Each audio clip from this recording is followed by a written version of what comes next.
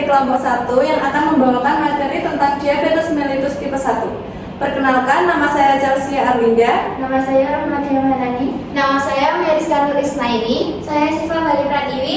Saya Audira Sylvia Putri. Saya Kamia Tahibida Pratama. Saya Azhara Mutia Nur Aini. Oke, yang pertama ada pengertian. Apa sih pengertian dari diabetes mellitus tipe 1? Nah, diabetes mellitus secara umum dikenal dengan penyakit kencing manis yang ditandai dengan hiperglisemia, peningkatan kadar gula darah. Diabetes mellitus tipe 1 adalah penyakit metabolik kronis yang ditandai oleh ketidakmampuan tubuh untuk memproduksi hormon insulin. Insulin diperlukan untuk mengatur kadar glukosa dalam darah. Diabetes mellitus tipe 1 adalah penyakit autoimun, artinya sistem imun tubuh akan menyerang dirinya sendiri. Penyebab dari diabetes mellitus tipe 1 ini terjadi ketika sistem kekebalan tubuh menghancurkan sel beta pankreas yang memproduksi insulin, menyebabkan produksi insulin yang tidak mencukupi. Kondisi ini mengakibatkan glukosa darah tinggi, hiperglikemia, karena glukosa tidak dapat diserap oleh sel tubuh. Faktor resiko penyakit ini termasuk faktor genetik, seperti riwayat keluarga dengan diabetes tipe 1 dan infeksi virus seperti virus Saki atau Epstein-Barr.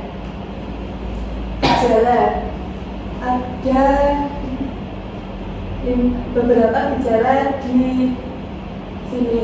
Yang pertama, peningkatan rasa haus dan lapar karena tubuh kekurangan insulin untuk memetabolisme glukosa, maka darah menjadi kaya akan gula yang memicu rasa haus dan lapar berlebih. 2.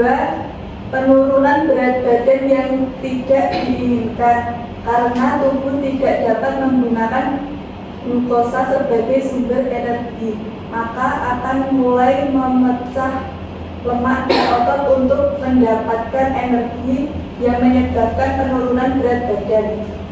3. Penyembuhan luka yang lambat. Tingginya kadar gula darah yang merusak pembuluh darah dan saraf, serta kerusakan pada sistem kekebalan tubuh yang membuat tubuh lebih rentan terhadap infeksi, memperlambat proses penyembuhan. 4. Penurunan energi karena glukosa tidak dapat digunakan dengan efektif sebagai sumber energi. 5. Mudah lelah karena kekurangannya efisien tubuh dalam menggunakan glukosa, memaksa tubuh memecah lemak dan otot untuk energi, serta fluktuasi kadar gula darah yang drastis. Selanjutnya ada komplikasi. Yang pertama, hipoglikemia. Hipoglikemia adalah kondisi kadar gula darah yang terlalu rendah. Yang kedua, hiperglikemia. Hiperglikemia adalah kondisi kadar gula yang terlalu tinggi. Yang ketiga, penyakit jantung dan pembuluh darah. Diabetes yang tidak tertangani dapat meningkatkan risiko penyakit jantung koroner, serangan jantung, tekanan darah tinggi, kolesterol tinggi, trigliserida tinggi, stroke, dan gagal ginjal. Yang keempat, kerusakan ginjal atau nefropati. Kadar gula tinggi dapat merusak sistem penyaringan pada ginjal. Yang kelima, amputasi. Diabetes mellitus tipe 1 dapat menyebabkan kerusakan saraf dan pembuluh darah pada kaki dan meningkatkan risiko ulkus atau luka terbuka. Yang selanjutnya adalah pencegahan. Yang pertama, mengelola gula darah, menjaga kadar gula darah tetap terkontrol, mengukur secara teratur kadar gula darah, dan menjaga gaya hidup sehat. Yang kedua itu ada makan makanan sehat seperti makanan tinggi serat seperti buah-buahan, sayuran, biji yang utuh, dan kacang-kacangan. Yang selanjutnya itu makanan rendah lemak jenuh. Mengurangi asupan lemak jenuh dapat membantu menjaga kesehatan jantung dan mengurangi risiko obesitas. Yang selanjutnya yaitu makanan kaya antioksidan. Antioksidan seperti vitamin C, E, dan beta karoten dapat membantu melawan kerusakan oksidatif dalam tubuh. Yang ketiga, menghindari makan nasi hangat karena nasi mengalami indeks glikemik yang tinggi. Pencegahan. Yang keempat, menghindari merokok. Merokok dapat meningkatkan risiko komplikasi diabetes. termasuk penyakit jantung dan masalah pembuluh darah.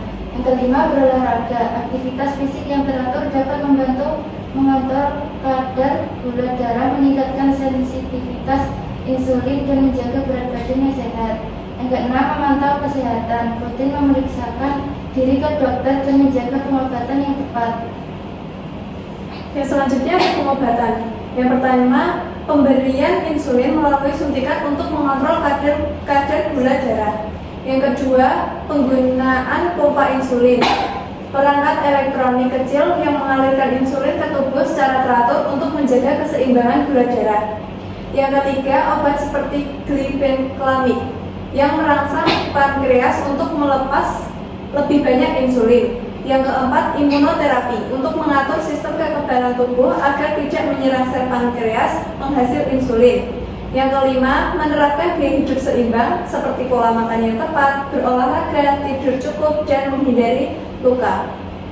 Nah, kesimpulan dari materi yang kita bawakan adalah diabetes mellitus tipe 1 adalah penyakit metabolik kronis yang disebabkan oleh ketidakmampuan tubuh untuk memproduksi hormon insulin. Komplikasi akibat diabetes mellitus tipe 1 meliputi hipoglikemia, hiperglikemia, penyakit jantung dan pembuluh darah, kerusakan ginjal, dan risiko amputasi. Pencegahan dan pengobatan meliputi pengelolaan gula darah, makan makanan sehat, hindari merokok, berolahraga, dan memantau kesehatan secara teratur.